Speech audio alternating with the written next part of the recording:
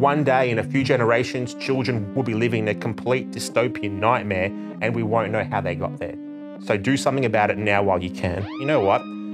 Get stuffed. We don't care what you say. Because right now we live in a country where people are afraid to speak up. They're afraid to be the nail that stands up because they know they're going to get hit with the hammer. Government is trying to restrict speech. Don't be quiet. Censorship is a very bad concept and it will only lead to misery. They've bent the knee, they've touched their toes to globalist interests. In my opinion, they can't stand you. They just want to step on the throat of the average everyday person and they're just pushing and pushing and pushing. You need to speak. If you just sit at home and you're quiet and you're silent, nothing will change and it will just keep getting worse. Always believe in yourself. I had a lot of people tell me that I couldn't do so many things in my life, and here I am today. I'm the Senator for Victoria in Australia in federal parliament. When I was researching you, because I wanted to look up a bit about you before we interviewed you and before we met, a lot of the media articles were haranguing you for still working in your family's company of real estate. Yes. Why do you think the media hates people who work? Well, I think Australia in general, we've gone so far left that we no longer appreciate entrepreneurial attitudes or people that want to work hard for a living. In all the media articles and whenever a reporter from mainstream news has asked me, I've always said, hey, look, guys, my Senate work is my main source of income, my main source of pride, my main source of excitement in life. That's what I love to do. And on the weekend, instead of sitting at home doing nothing, watching TV or watching sports or whatever it is, on a Saturday or a Sunday afternoon, what I like to do is I like to help out in the family business, and I like to go out and go to an open home, for example. And when I do that, I actually meet a lot of people, and people tell me, hey, aren't you that guy from the news? Aren't you that guy from social media? Did I see you the other day, or have I met you before? I'm like, well, actually, I'm actually a senator for Victoria, and we get into a conversation. And what they tell me is that they're suffering. They are suffering under economic mismanagement because of the cost of living crisis that we're in right now. So people in Australia are suffering. Prices are up on everything because of inflation. They can't afford to pay their bills, and they're struggling with their power prices, for example. And I actually get a really, really good feel for how people in my community are. So I think it's actually a benefit that I have a normal job, because if I have a normal job, of course, on the weekends, not during the times that Parliament is sitting and not when I'm supposed to do any parliamentary business, I get to talk to regular everyday people and I get to act like a regular everyday person and really understand the pain points in our community right now. So what the media should actually be saying is, aren't we glad that Senator Babet has a normal job and he's out in the community and meeting people, instead of being in what we like to call the Canberra bubble and completely disconnected from the average person? Talking about disconnection and inflation, what is really driving inflation, and what actionable steps could the government take, say, in the next 6 months to really mitigate what's going on at the moment? Stop spending money. That's simple. Perfect, it's that done. simple. So to our government right now, which is the Labor Party in Australia, stop spending money. The more money you spend, the more you devalue the currency that's in circulation right now. It's not difficult. It's not hard to understand. If the government is going to continually devalue the currency by spending money that, in a lot of the cases, they don't have, what's going to happen is the money that's already in circulation is going to be worth less. And the only people who suffer from a devaluing currency, it's not corporations, it's not high net worth individuals, it's not the elite as such, it's people that are on a wage. Because people that are on a wage can only earn X amount of dollars per month or X amount of dollars per year. That's not changing anytime soon. They can't just, put up their prices as such, right? They can't collect more income from the system. They can't do that. They're on a wage. So inflation, what I like to say, is a hidden tax on the public. And the government, when they spend money, yeah, sure, it looks good. It might help you win any election. It might help you in the polls. But what it's really doing is it's disadvantaging the average Australian. If the government wants to help people, if they really want to help the disadvantaged or anything like this, the answer is not spending more money. The answer is removing red tape, removing regulations, and allowing people to go out there and work and create a life for themselves. That's the answer, not just spending cash, because spending cash is not the answer. Where are some of the biggest leaks when it comes to financially what the government are doing at the moment? Biggest what? The biggest leaks. Like, where are they spending the most money? Okay. Yeah. So in Australia, it's a Kiwi accent. It's a Kiwi accent. That's going to go viral. The biggest problem right now, I think, is in our country, in Australia, is the NDIS scheme. So the NDIS stands for the National Disability Insurance Scheme. It is full of leaks. It costs us billions of dollars a year. I'll give you an idea of what it's like. So the NDIS, the whole idea is to help people that are disadvantaged, that need help. But what the NDIS has ended up being is a haven for fraudsters. Let's say you have a disability, as an example. The government will pay for you to access services that you might need, which is fair enough. I agree with it. I think it's great in concept. Let's say you need remedial massage. Let's say you have a back issue. If you go in and you say, look, I've got a back issue. I'm here on the NDIS scheme. I need help from the government. They'll say, you're on the NDIS? Sure, $300 as an example, right? So these aren't real numbers, as an example. But let's say you walked in there yourself and you're paying cash as a regular punter. They'll say $150. So the NDIS is just a way for people to fraud the system. Unfortunately, it's not the people that need the services itself. It's the people that are providing the services that are taking advantage. Because the NDIS is, frankly, a very, very messy system, and it's not been thought out very well. So that's probably the biggest leakage at the moment, in one of the biggest leakages at the moment in government. Do you think the COVID policies and the COVID spending and borrowing had a lot to do with the current inflation rate? Definitely. I mean, our government now in Australia is in about $1 trillion of debt, approximately, something like this.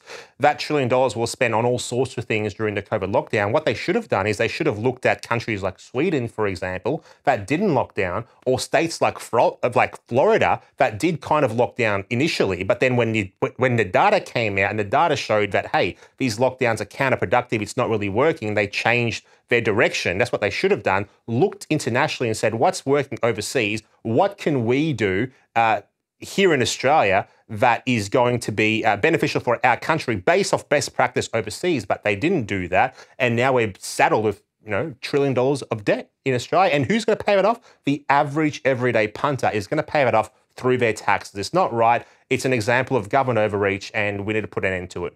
You mentioned earlier that you were an immigrant when I was listening to you and being interviewed by somebody else. What was your immigration story? How did that play out with you and your family? Yeah, so my parents came here from a small island called Rodrigues. They came to Australia for a better life. Rodrigues is a beautiful country. It's a fantastic place to live, but it is a small island. So they came here to give more opportunities for their kids, and opportunities, obviously, I have had.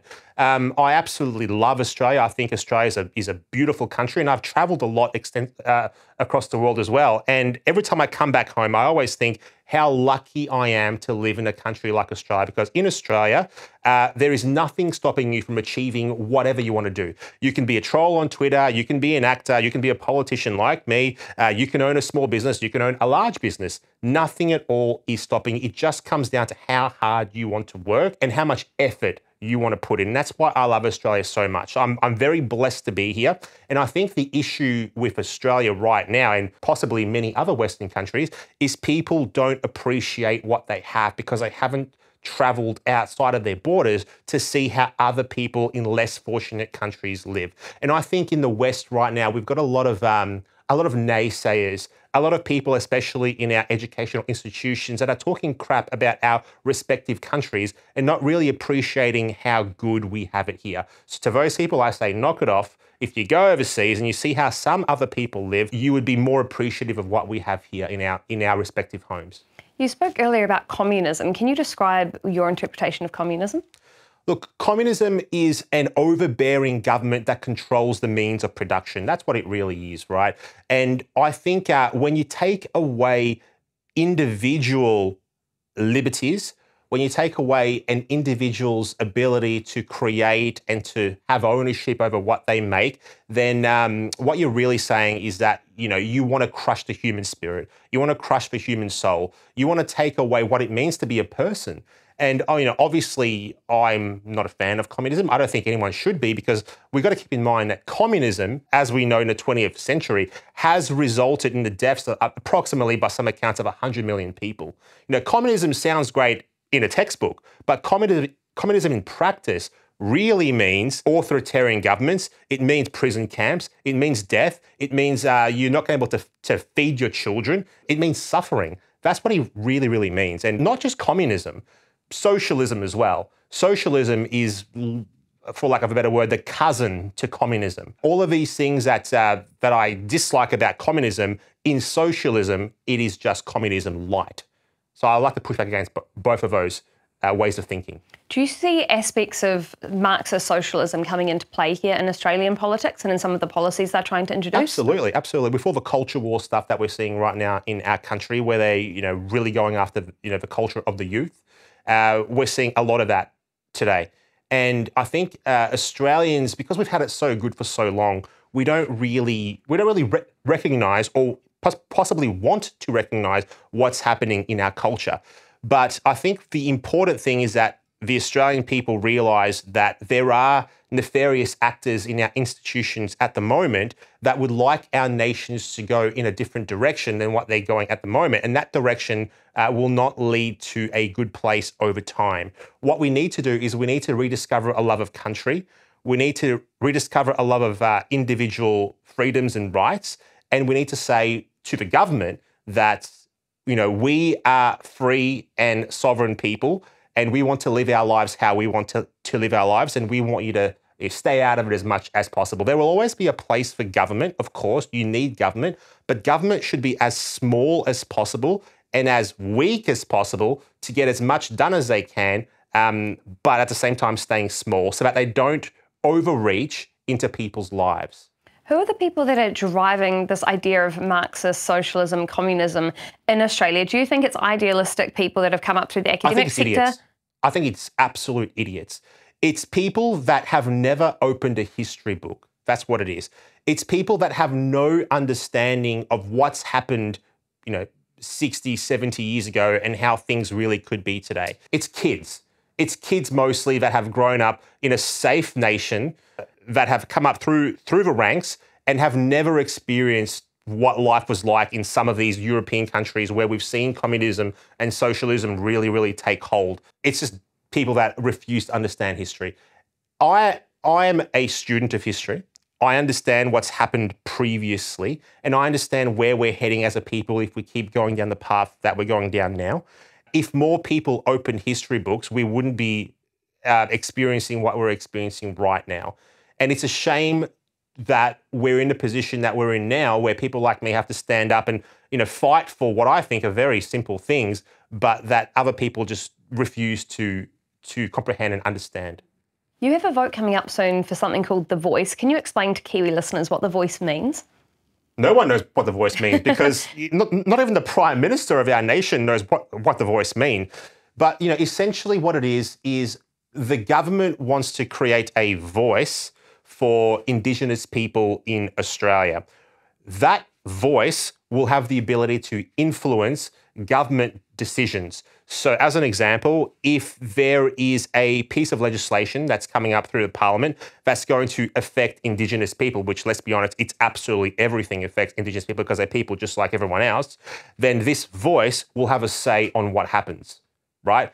And what we know from what's happened already with everything else, this voice is obviously going to be infiltrated by left-wing activists.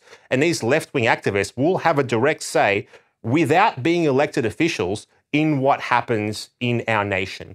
Look, The Voice is a very, very messy thing. I think all we need to know about The Voice is that The Voice divides our nation by race, because it says if you've got brown skin, you can have a say outside of what everyone else can in our democratic process. And that's all you really need to know about it. It divides us by race. It divides us by colour of skin. I think it was Martin Luther King who said, don't judge me on the colour of my skin, judge on the content of character. That's what he said. And I think we need to stick to that. We need to reject The Voice and say, you know what? We don't need any detail. We don't need to know anything else. All we need to know is that we're all one people. We're all green and gold. We're all Australians. We all have our say at the election every 3 years, and that's it. We're not going to divide on the colour of skin. That's that. In New Zealand, they've introduced a similar concept with co-governance, but they're implementing it in different ways. So rather than having it as one overall concept, they're doing it kind of strategically in individual sectors. And part of that has meant recently our health system now prioritises people based on a points-based system. Yeah, where if you're Māori or Pacifica, you can get certain points and then get surgeries ahead of other people rather than based on need. And it's caused a real uproar with people realising this is racially divisive. They say it's to solve historic inequality problems. Where do you see the options that could actually help solve true inequality without turning back to originally racist policies? Look, the best way to solve the problem of inequality is not things like The Voice. The best way to solve that is by reducing regulation and having a good educational system. That's how you do it. You say to people, look, education is important. We want all of you to go through the process of learning, but not just, we're not going to teach you what to learn. We're going to show you how to learn. We're going to show you how to be an entrepreneur. We're going to show you how to be an individual. We're going to show you how to better your life through that system. So giving people the opportunity of education, that's how you really help people. And then on the other side, you reduce regulation, you reduce red tape, and you allow people to create a life for themselves that they envisage. That's how you really help people. New Zealand's previous health director was a guy called Ashley Bloomfield. He's now been knighted due to his courageous service during the COVID pandemic. He's now working with the World Health Organization on the pandemic treaty. Are you concerned about the pandemic treaty from the WHO and how they could take individual sovereignty off Australia? I am concerned, actually. Yeah, it's actually a very concerning thing. The Australian government, without a pandemic treaty, followed basically to the letter what the World Health Organization asks them to follow. And obviously to disastrous effect, because in our nation, we had lockdowns for years. We had, and we still have, people unable to work because of vaccine mandates and things like that. We lost a lot of our freedoms and our rights. People were locked in their homes. Pregnant women were getting arrested because they made Facebook posts organizing protests and things like this. So the World Health Organization, I believe, is a dangerous organization, in my personal belief. And the reason why I think they're dangerous is because, like you said, they take away our sovereignty. They take away our ability as Australians to make our own decisions about our own health policy. And it's not just the World Health Organization. It's the United Nations as well. It's the World Economic Forum. These unelected globalist bodies are making decisions for our nations without us having a real input into those decisions. So I would actually push back very strongly against the WHO, the WEF, the UN, and all the other sister organizations and say, hey, you know what? Get stuffed. We don't care what you say. Yes, we'll have a seat at the table and we'll listen, but you're not going to tell us what to do in our nations because our sovereignty is important. At the end of the day, all of our nations, be it New Zealand or Australia or Canada or America, whatever, we need to make decisions that are best for us. These unelected globalist bodies cannot tell us what we can and can't do. Yeah, we can sit at the table, that's fine, but at the end of the day, the decision has to be ours. New Zealand's wanting to introduce a social media regulator. I know they're wanting to do a similar bill here in Australia. They've already done one in Canada, wanting to introduce one in Ireland and the UK. How do you think having a social media regulator could impact people such as yourself being able to freely and actively campaign on social platforms or on the internet in general? Yeah, look, we shouldn't be regulating anything. I'll give an example. If it's legal and lawful to say, if you're not calling for violence, for example, as an example, the government should not be stepping in and saying you can't say it, right? The governments of all of our, this goes back to what I said before about the unelected global bodies. All of these suggestions come from these unelected global bodies. That's why Australia is going down the same path as what New Zealand is right now, because the orders come from up here. These bodies obviously want to control our individual nations. The government will say disinformation, misinformation, etc., it's harmful. And I would agree in some cases it can be harmful. But I would also argue that the answer to mis or disinformation is not government censorship. The answer is more freedom and more free speech. because the best disinfectant for incorrect speech is the truth. And the only way you're going to come to the truth is if you allow people to have a public debate, and then naturally the best ideas or the right things will rise to the surface. If you restrict people's ability to speak, if you stop them from saying what they think and feel, right or wrong, what's going to happen is that's going to fester and that's going to bubble up. And then what we're going to see is potentially increases in violence and things of that nature because you send ideas and things underground. As an example, racism, or let's go fully extreme, let's say full extreme Nazi ideology. No sane person would say that the ideology of the Nazis is a good thing. But if you ban it, if you say this ideology is now not allowed to be discussed, what happens then is instead of being talked about in an open forum, it goes underground. It's underground, it's allowed to fester, it gets worse, and that could explode. Whereas if you have that in the public sphere, in the public domain, freely able to be discussed, people will provide better ideas to that. They'll say, it's not okay to be a racist. These are some better ideas. We're all one people. We're all part of the human family, etc. And it will extinguish those bad ideas pretty quickly. So I think that the whole concept of censorship overall is a very bad concept, and it will only lead to misery in our nations. How do you find it being within Parliament itself and working with other senators? Do you find that they want to actually work with people that come from different parties with different ideas and they actually want to communicate openly and freely? Or do you find that they really close ranks around just their particular party and vote in unison? Yeah, look, the major parties close ranks. The major parties, I like to call them two wings on the same bird. So in Australia, we have the Labor Party and the Liberal Party. These two parties cooperate and work in unison on every single issue of true importance. Like you mentioned before, the misinformation bill that's coming through Australian Parliament right now, and also something similar going through the NZ Parliament. That bill was originally floated by the Liberal Party, which is our traditional centre-right party here in Australia. It didn't get up, thank God, but that bill, the idea behind the bill has now been grabbed by the Labor Party in Australia, which is the traditional centre-left party. So this is an example of how these two parties really work together for the disadvantage of the average person at home. So what I'd like to say to the Australians that might be watching this reel or this broadcast or whatever it ends up being is that the Labor and Liberal duopoly, which what they really are, do not have your best interests at heart. In fact, in my opinion, they can't stand you.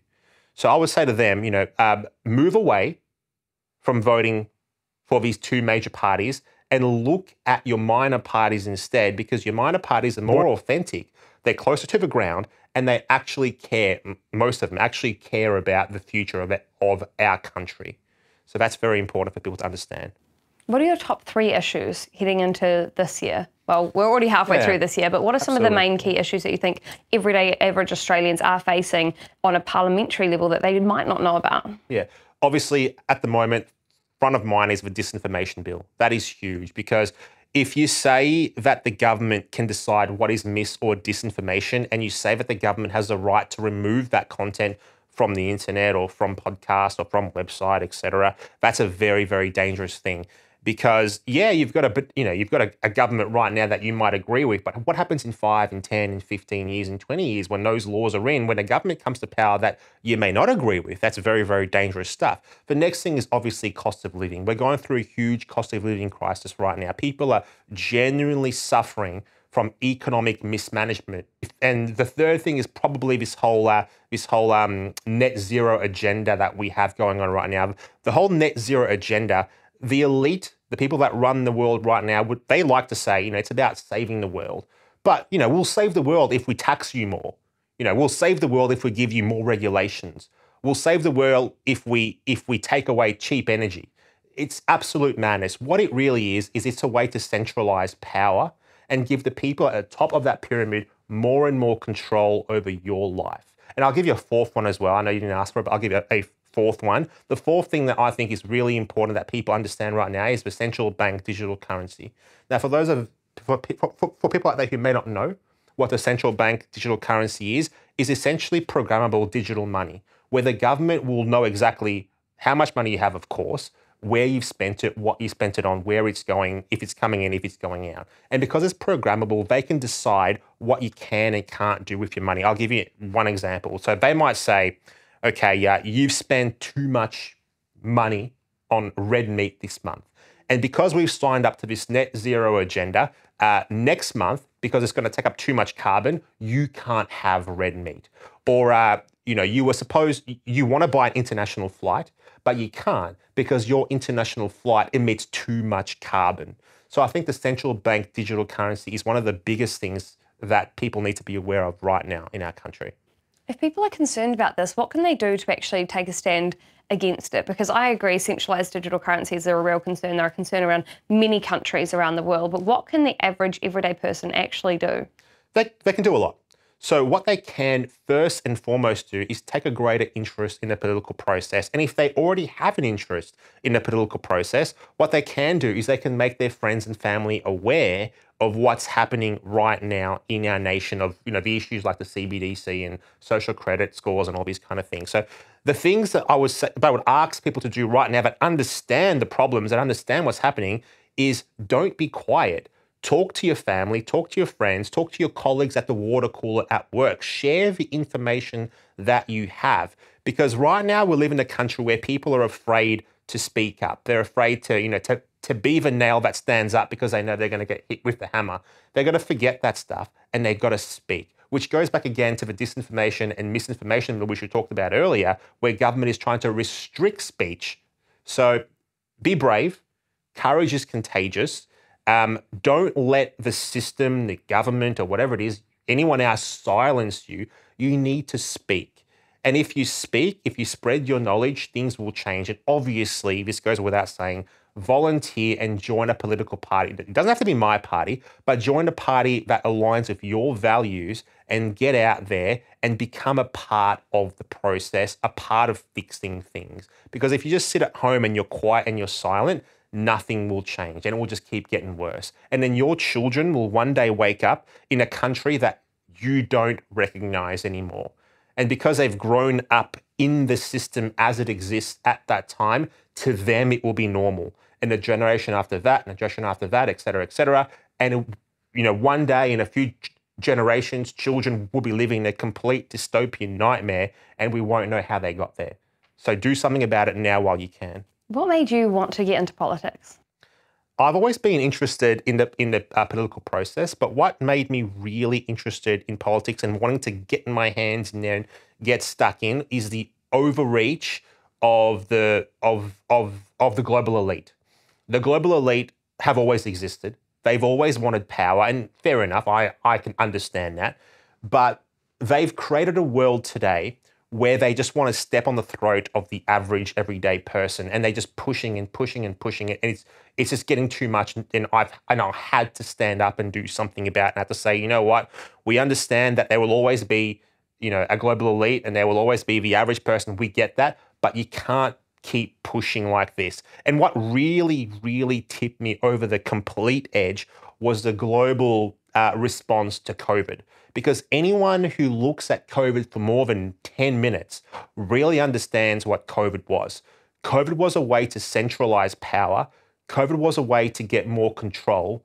COVID was a way to take away from the working class and give to the global, and I keep saying global elite because that's the best way I think to describe these people, to take from the working class and give to the global elite. And when I saw that happening and I saw everyone falling into line, I said, either they're scared to speak or they don't understand what's happening. And I, as someone who understands what's happening, I have to get in there and I have to basically wave the flag and say, follow me. I understand what's going on. We need to do something to save our nations. Final thing, before we wrap up, is there any last minute things that you would like the people of New Zealand or Australia to know about yourself or about the UAP? Look, the UAP and myself, we will always fight for what is right. We will always fight for traditional conservative values. But what I'd like to say to the people of New Zealand is that you're not alone. The things that are happening in New Zealand at the moment are happening in many other Western democracies. And why is that? Why was the COVID response exactly the same in New Zealand as it was in Australia, as it was in Canada? Why are the same misinformation bills and disinformation bills being passed at the same time in New Zealand as they are in Australia? Why is that happening? It's because the world is not controlled by the people that you think control the world today. Your politician, your average politician in your parliament right now is a puppet. They are a puppet.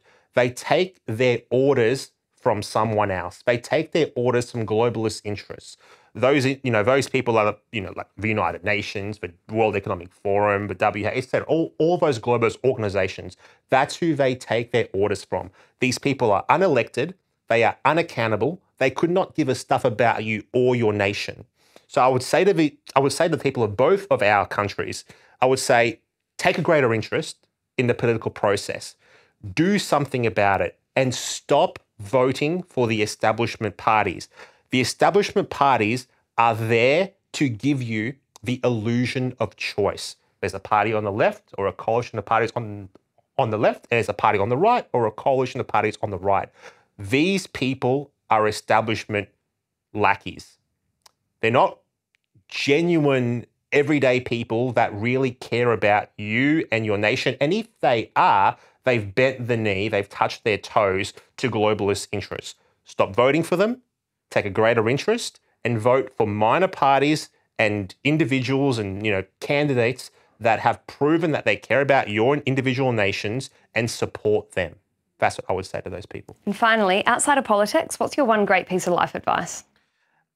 I would say, don't let anyone tell you that you can't do something. Always follow your heart and always believe in yourself. I had a lot of people tell me that I couldn't do so many things in my life. And here I am today. I'm the Senator for Victoria in Australia in federal parliament. So always follow what you believe is the right path for yourself and don't listen to naysayers. It's natural human behavior to be risk averse or to say you can't do this or that or whatever it is. Don't listen to them. If you want to do something, grab it by the horns, go for it, and just do it.